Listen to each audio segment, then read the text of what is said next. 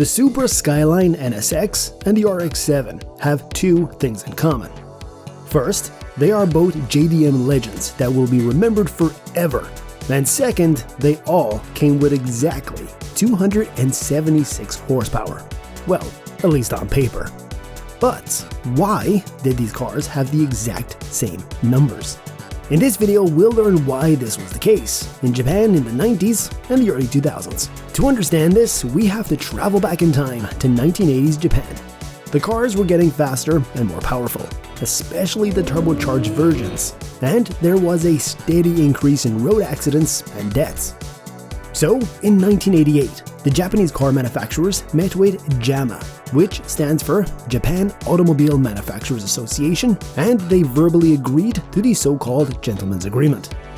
The car manufacturers would, from then on, limit the horsepower figures of their cars to 276 horsepower, and would also electronically limit their top speed to 180 km per hour or 112 miles per hour, in the hopes of slowing the growing rate of accidents.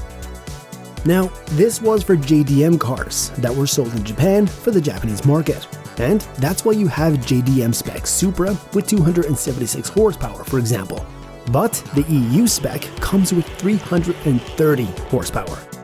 Now, this kind of agreement is not unique. For example, all German cars are electronically limited to 250 km per hour still to this day. Now, the JDM Gentleman's Agreement was not perfect to say the least. Many cars had 276 horsepower on paper only, and were for sure pushing well past 300 horsepower without any modifications.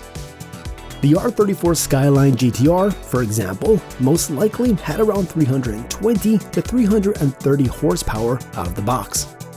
However, in 2004, this agreement was broken by Honda as they released a car with 276 official horsepower. And which car broke this verbal agreement? This bad boy, the mighty Honda Legend. So, even if Honda were the first car maker to officially break the 276 horsepower limit, it was a long known fact that all of them were pushing past these numbers for years. And in 2007, Nissan launched their mighty GTR, which came with 476 horsepower standard.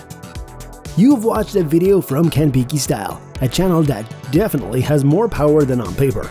I hope you learned something new today, and be sure to visit kenpikistyle.com for some JDM wear and accessories. Also, give a thumbs up and subscribe if you haven't done so already, and check out one of our other videos. And we'll see you in the next one.